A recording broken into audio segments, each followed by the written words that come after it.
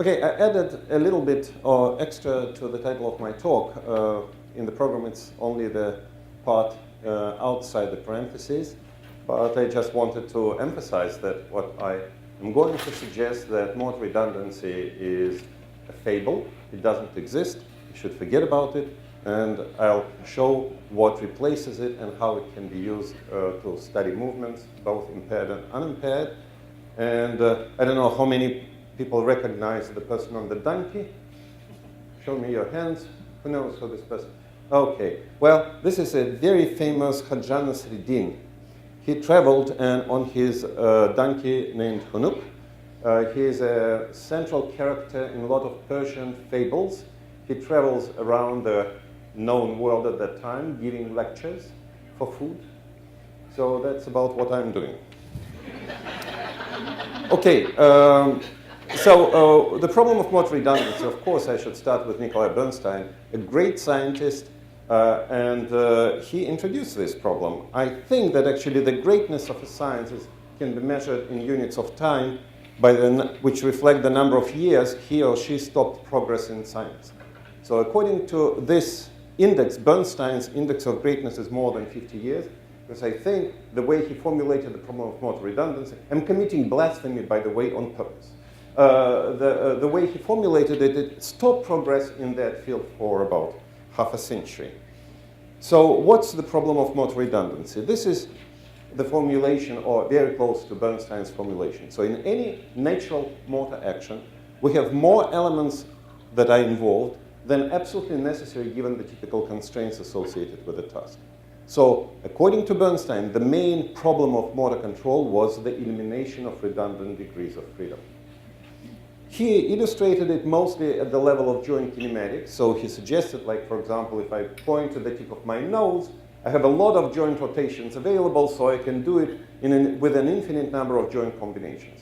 But the same problem emerges at many other levels. Like, for example, if I'm holding a glass, then my digits are producing 30 force and moment variables on the glass. So 5 digits by 6 vector components. And this is way more than the constraints associated with holding the glass. Every joint in our body is crossed by several muscles. So in order to produce torque in a joint, even in a very simple joint like the elbow joint, we have to define, well, kind of have to define what individual muscles are going to do, what kind of forces they're going to produce. So it's again like one equation with 6 unknowns. We have more motor units than necessary to match any given target level of muscle activation. And of course, we have more ions than necessary that are sitting near the neuronal membrane to produce an action potential. Well, the last example is obviously ridiculous because clearly the brain doesn't care which sodium ions cross the membrane. I don't know, like 100,000 ions should cross the membrane. Which ones from the 10 zillion that are sitting nearby? Well, who cares, as long as 100,000 cross the membrane. So the question becomes, all right, the last example is clearly ridiculous. What about the other ones? Are they clearly non-ridiculous? So then the next step was made, and I'm going to suggest that they are.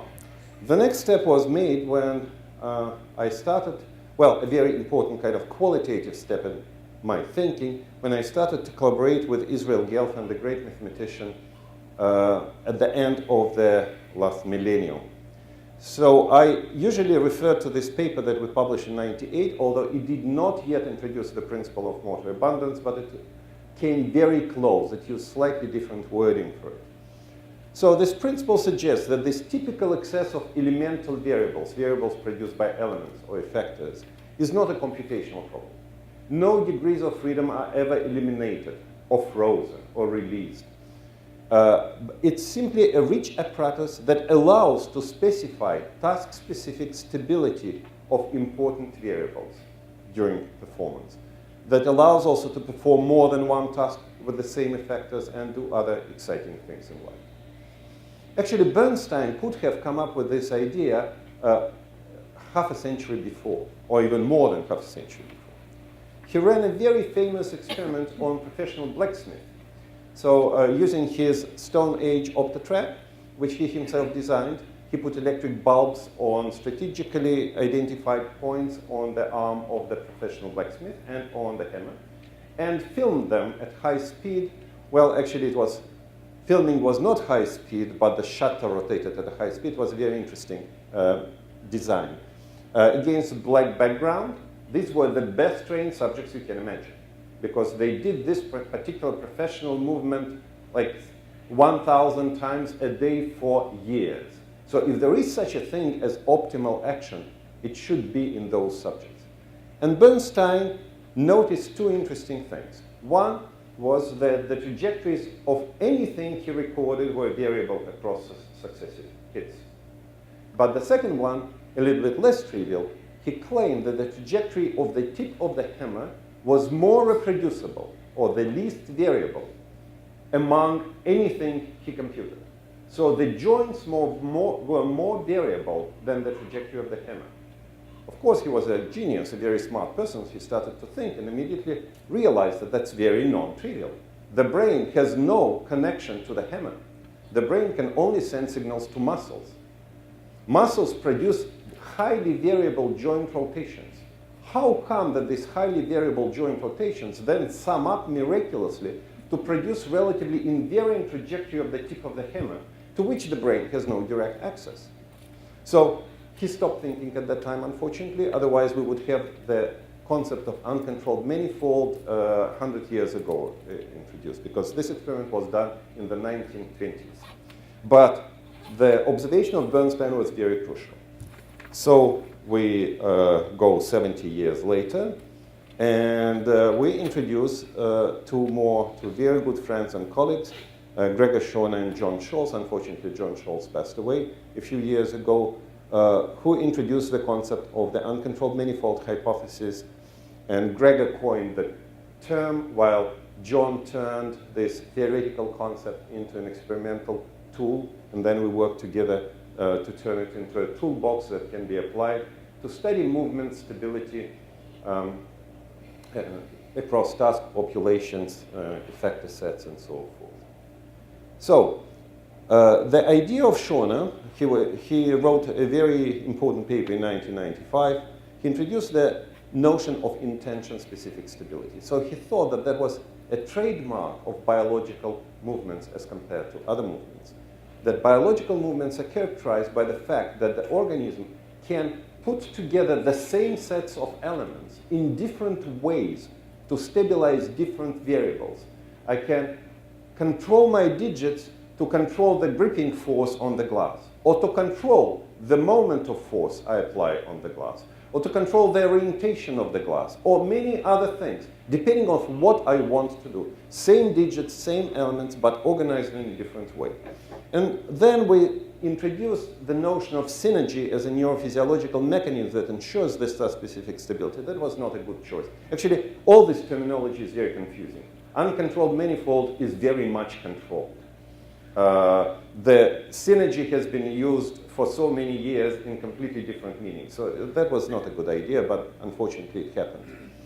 Okay, so to explain how this works, I want to define stability. And by the way, I'm a physicist by original education, so I like to define things annoyingly. So stability is an ability to come to a state or a trajectory following a small transient perturbation. A very typical example would be a ball on the bottom of the bowl, and then if you kind of kick it a little bit, it will come back, so that's stable equilibrium. A ball, if you turn the bowl upside down and put the ball on top of it, you kick it and it will roll away and never come back, so it's unstable. Now, this is kind of steady state stability, but then you can introduce the notion of dynamic stability. If you take a half tube and release a ball on the top, and then assuming a little bit of friction, it will end up on the bottom very close to the center of the half tube. And it doesn't matter where exactly you release it. And the same, if you kick it during the trajectory, it will also come back to the center of the tube later on. However, if you turn the half pipe upside down and repeat the experiment, the ball will roll elsewhere. So that's dynamically unstable. Imagine now that I ask a person to perform the same action several times, starting from seemingly the same initial state, so which is shown with these sets of 5 circles, dark circles under the star. These states are never going to be identical. You can never ensure that the initial state of your subject is the same. Even if the external conditions are perfectly controlled, the intrinsic states of the subject are going to be variable. So you always start with slightly different states. Just by definition, if your system moves in a stable direction, the trajectories are expected to converge onto something. If your system is moving in an unstable direction, the trajectories are expected to diverge, as it's shown, diverging trajectories on the top, converging trajectories on the bottom. So if now you select a certain phase during the action, for example, at some kind of a target, and compute variance across trajectories, you'll find out that unstable directions will be characterized by higher variance, stable directions with lower variance. So variance by itself, by the way, is not equivalent to stability. But variance across trials in this particular example is. It becomes a proxy of stability. So variance in unstable directions is expected to be larger than variance in stable directions. So how do you analyze these things? How do you use it as a tool to study movements? Let's imagine, well, I cannot draw anything more than two-dimensional on the screen. So as a result, I'm going to use a redundant task with only 2 elements and 1 constraint. For example, pressing with 2 fingers on 2 force sensors with the task to produce a certain level of total force. It's a typical redundant task, so which means I can have any combination of individual finger forces that satisfy the constraints. So this is the space of my elemental variables, force of one finger versus force of the other finger. The blue line, which is marked good variability or uncontrolled manifold, is the solution space. So any point along this line solves the task perfectly well. There is an infinite number of those points, so the task has an infinite number of solutions. The red line, which I mark bad variability or orthogonal to the uncontrolled manifold, is the direction along which you don't want to deviate, because any deviation along the red line introduces an error into performance. So let's now ask our subject to do this task after some practice 100 times, and for each trial, put a dot on this screen corresponding to actual forces of one finger and the other finger. And this is what you will observe. You may observe a circle. And that's what I call a non-synergy. The 2 fingers are only pretending that they work together. By the way, synergy means work together in Greek. So they are pretending that they work together. They are not compensating each other errors. If one of them introduces an error, for example, higher force than expected, the other one with equal probability will add to that error, will compensate for that error. This is not a synergy. So what do you expect from a synergy? You expect a distribution that looks like that. I draw the 2 shapes on purpose in such a way that if you project them on the axis of first force and the second force, they're about the same. So variability of individual finger forces is about the same for these 2 distributions. However, for the green distribution, the finger forces co-vary very nicely in such a way that most variance in total force is is compatible with a fixed value of total force. So most variance is along the uncontrolled manifold. So the system is less stable along the uncontrolled manifold. It's on purpose. It's done on purpose to allow deviations of the system that do not hurt performance. And it is more stable orthogonal to the uncontrolled manifold to discourage deviations that lead to errors in performance. So one can use an index, like, for example, the normalized difference between the 2 variances, as an index of synergy, and that's what we've been doing. And by the way, I want to make sure that you realize that good variability along the uncontrolled manifold, is really good. It's not irrelevant. For example, if I'm walking around with a cup, with a glass filled with some favorite liquid, and I always want it to be vertical. Actually, it's a very non-trivial task. There are a lot of perturbations coming to the glass from movements of my arm and the whole body and the interaction with the floor and everything possible and impossible. So, if I just select an optimal configuration that makes sure that the glass is vertical, that's not a good idea. Any moment a perturbation happens, for example, I bump into something, I'll spill the contents of the glass.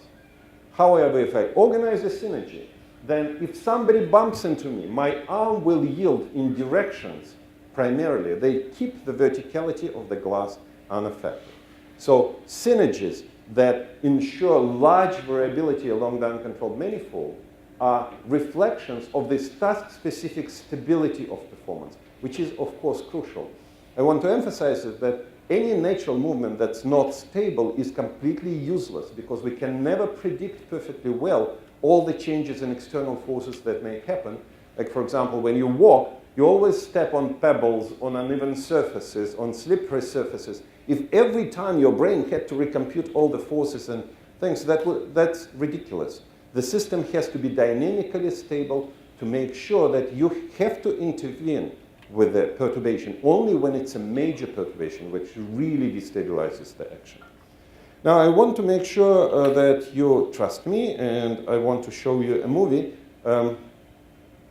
showing that that's actually what happens. So this is the task. The task is very simple. 2 fingers pressing, and this is right index finger, left index finger force. The task is reach a certain very comfortable level of force. Keep it steady. Then at some point in the middle of the task, double the force and keep it steady. A very easy task. You will see a line here, vertical line, running through this graph showing what is the slice, time slice, illustrated on this picture. This picture will show you demeaned forces. They're demeaned just to make sure that the cloud of forces stays in the same point. So it's always going to be centered around 0, 0. But you will look at the shape of the cloud. And this picture will show you variance along the uncontrolled manifold and the orthogonal variance. Now let me run this thing.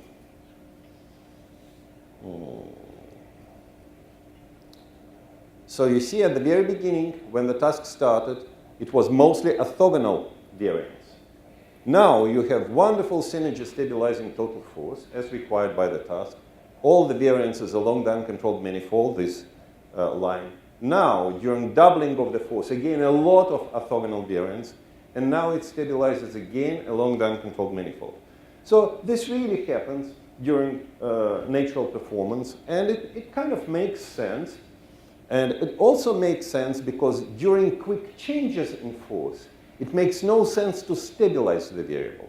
And the brain is smart enough so that it turns off the stabilizing mechanism. Otherwise, you're fighting your own synergy because your own organization tries to prevent changes in force and you try to implement changes in force. You have to turn it off.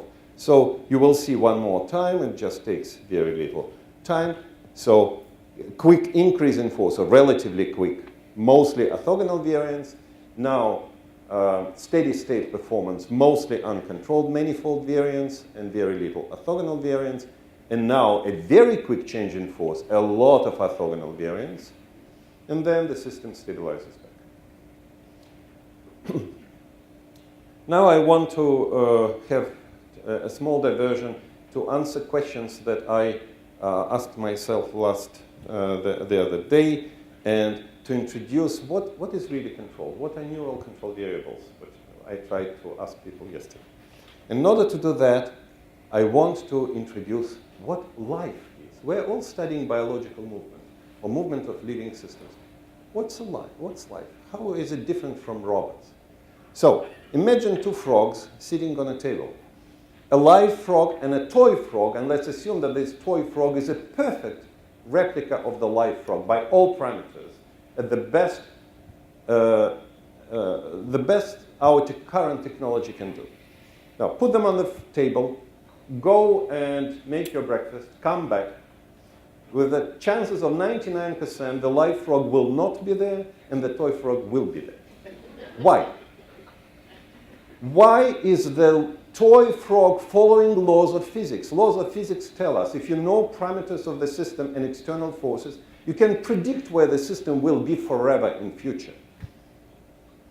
Now, you match the 2 systems by their parameters, you had the same initial conditions, the same external forces. One of them nicely, the toy one, nicely obeys physical laws. The live frog seemingly violates laws. So what's wrong? Or what's right with the live frog? Well, does it violate laws of physics? No, we don't have good reasons to suspect that.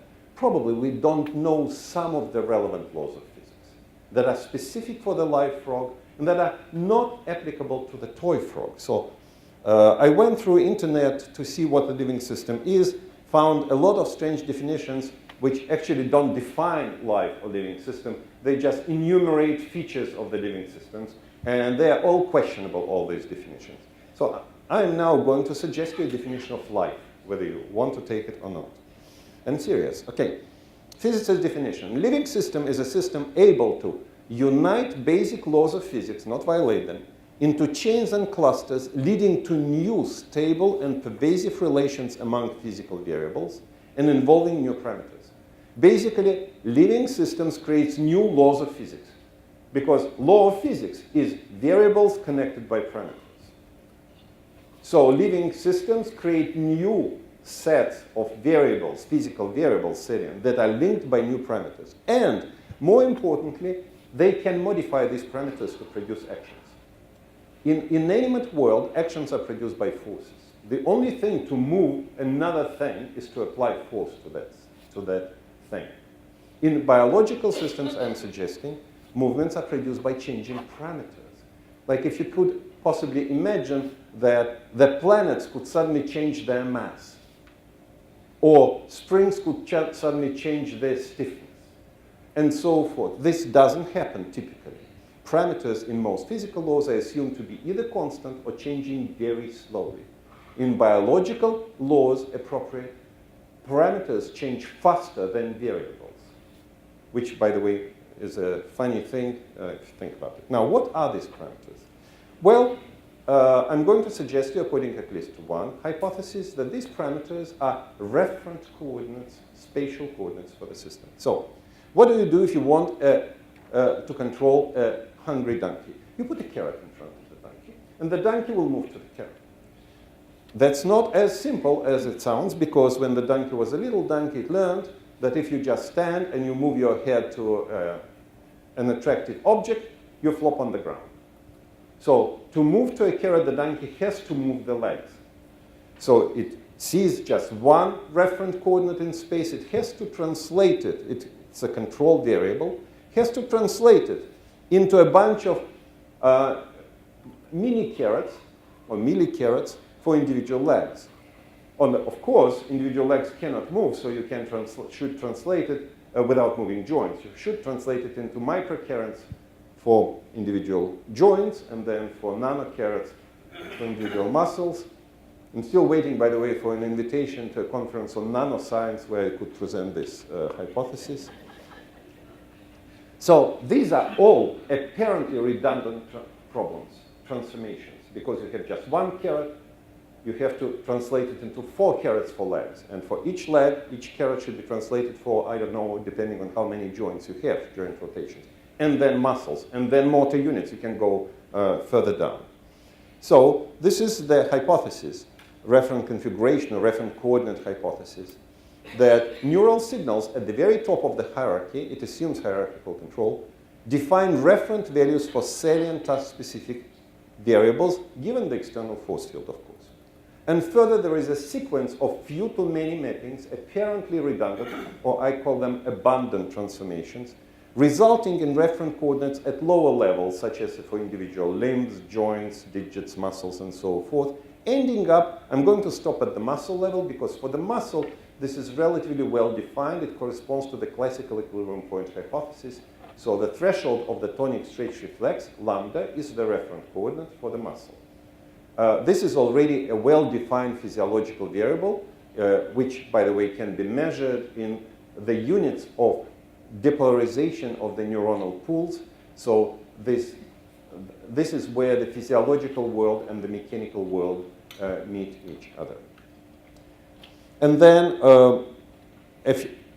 as this system works, you can just identify a carrot for my fingertip, which moves my finger there, drives, and then the joints have no choice. They should rotate to make sure that it drives.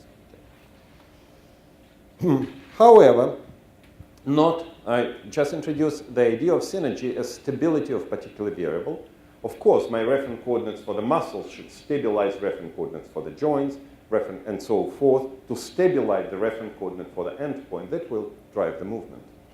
Now, when I show these two photos, I usually ask now, what's the difference? And immediately students tell me, oh, one is a bird and the other is a plane. I say, yeah, of course, I know that. But look, both are flying. Imagine it's a soaring bird. Both are soaring objects, flying objects.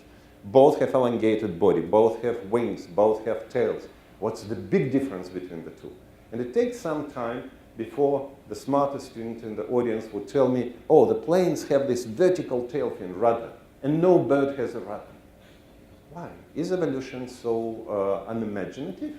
I don't think so. And then we should ask ourselves a question, why do planes have rudders? They have to stabilize the plane and to make sure that the pilot doesn't have to think about stability of the plane in a particular plane. But if the plane is stable, by definition, it's not maneuverable. It's not agile. So agility and stability are a little bit in conflict. So birds, for a bird to be stable may be okay, but not for a long time because it's quickly eaten or it cannot catch food, cannot catch prey. So stability is not always desirable and it should be controlled. So I'm going to show you a couple of examples from our recent experiments, relatively recent, on clinical populations, when we study synergies during a very simple task, 4 fingers pressing on 4 sensors, a very easy target at low force, which the subject should match, and then they're asked at any moment of time to produce a pulse into another target and relax. Then we align the trials by the initiation of the pulse, defined very conservatively, and then we compute indices of synergy in such a way that when they're positive and large, that strong synergy stabilizing total force. Indices of synergies among the 4 fingers. Here is what happens in Parkinson's disease. This is early stage Parkinson's disease. It's a group data with error bars, and it shows you here Parkinson's disease data, index of synergy. Here is age-controlled, age-controlled subjects. This is the initiation of the pulse. Well, 2 things are strikingly different. During steady state, the stability is lower. But what's another very striking thing, that all healthy subjects show, and so-called, what we call them, anticipatory synergy adjustments. They attenuate their synergies in preparation to a quick action, which makes complete sense, otherwise you're fighting your own synergy. Parkinson's patients partly lose this ability. And these are very early stage, on medication. You cannot even tell that this person has Parkinson's disease when that person enters the group. So the interesting thing is that it's also seen in clinically non-diagnosed populations, like at high risk for Parkinson's disease, like healthy welders. Welders are at high risk for Parkinson's disease because they breathe metals. It's sensitive to DBS, the brain stimulation. It's sensitive to DOPA. So it becomes a tool. Now, the contrast is with stroke. This is what happens with mild stroke. By the way, the performance of these patients is much worse than Parkinson's.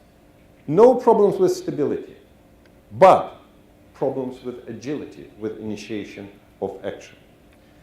So I would say that currently we're in a position to introduce what we call impaired control of stability syndrome, which has 2 components to it, impaired stability and impaired agility. It's all quantifiable.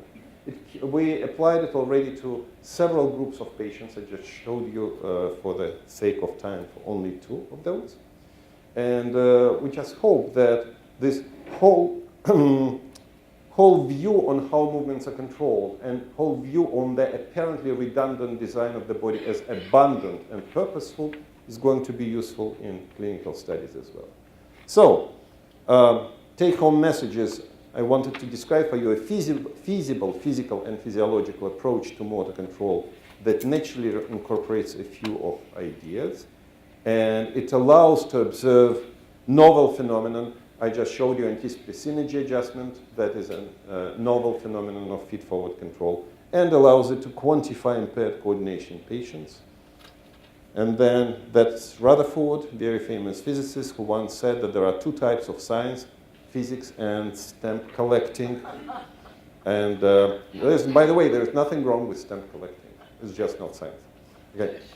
So, best regards from Penn State and from the Amish country. Thank you. Mark, so